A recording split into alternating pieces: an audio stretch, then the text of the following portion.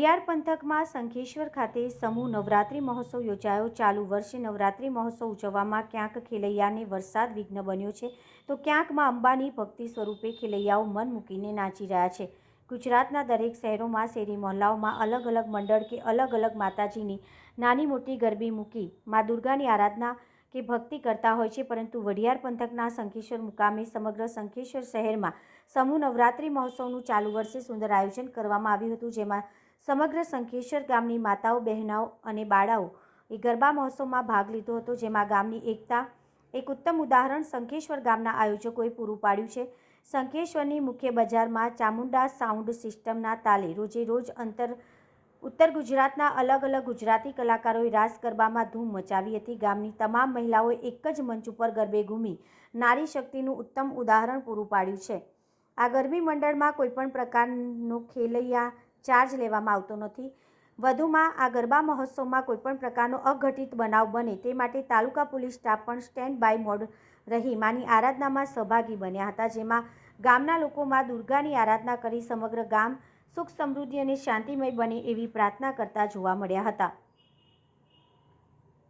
સંવાદદાતા Chelaji Thakor, Diu mirror news, Shankheshwar, Patan.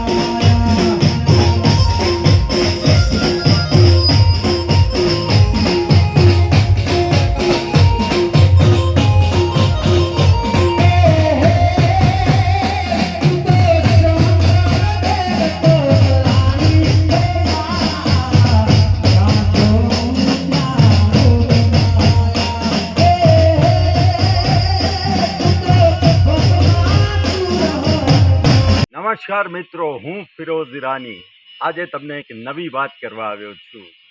Diu mirror news જોતા રહો, સબસ્ક્રાઇબ કરવાનું ભૂલતા નહીં અને શેર કરવાનું પણ ભૂલતા નહીં. સત્યની સાથે જોડાતા રહો. નમસ્તે મિત્રો, હું છું ચાંદની પરમાર. આપની મનપસંદ ચેનલ એટલે કે દીવ મિરર ન્યૂઝ ચેનલને લાઈક કરો, શેર કરો અને ફોલો કરો. અને હા, તેમાં દરરોજ તાજા સમાચાર જોવાનું ભૂલશો નહીં.